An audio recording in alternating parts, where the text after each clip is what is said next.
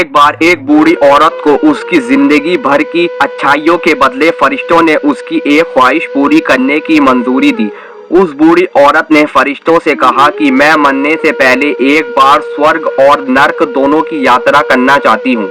फरिश्तों ने उस औरत की ख्वाहिश पूरी करने का वचन दिया और उसे अगले ही क्षण एक बहुत बड़े भोजन कक्ष में ले जाया गया, जहाँ पर बहुत विशाल डाइनिंग टेबल थे। उन पर बहुत ज्यादा स्वादिष्ट दिखने वाले भोजन रखे हुए थे और बहुत अच्छे अच्छे ड्रिंक्स भी रखी हुई थी। मगर उस टेबल के चारों तरफ बैठे लोग बहुत ज्यादा मायूस, भूखे और दुखी लग रहे थे। उस औरत ने देखा कि उन सभी लोगों के हाथों पर कोहनी तक लंबी लंबी चम्मच बंधी हुई है। वह लोग जब भी उस चम्मच से खाना उठाकर अपने मुंह तक ले जाने का प्रयास करते तो उनकी कोहनी मुड़ नहीं पाती और खाना उनके मुंह तक कभी पहुंच नहीं पाता। बूढ़ी औरत ने फरिश्तों से पूछा, क्या ये नर्क है? फरिश्तों ने कहा, हाँ।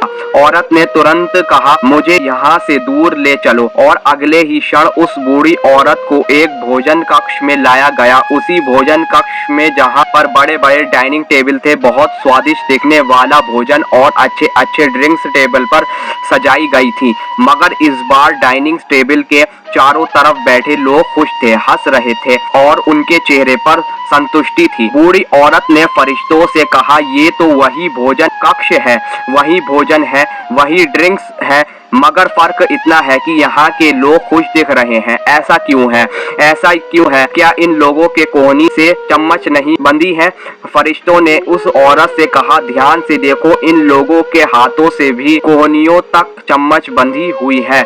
फर्क सिर्फ इतना है कि इन लोगों ने एक दूसरे को खाना खिलाना सीख लिया है। दोस्तों, इस छोटी कहानी की तरह ही हम चाहे तो हमारे जीवन में इसी पृथ्वी पर ही स्वर्ग या नर्क दोनों का अनुभव कर सकते हैं। अगर हमें स्वर्ग का अनुभव करना है तो हमें पहले दूसरों के बारे में सोचना होगा, दूसरों को खिलाना होगा, दूसरों की मदद करनी होगी। चॉइस हमारी है, हम चाहे तो हमारी जिंदगी को स्वर्ग जैसा या नर्क जैसा बना सकते हैं। कहानी अच्छी लगी तो लाइक कीजिए। इस कहानी को शेयर करके आप हमें सपोर्ट कर सकते हैं और हमारे चैनल को सब्सक्राइब करें।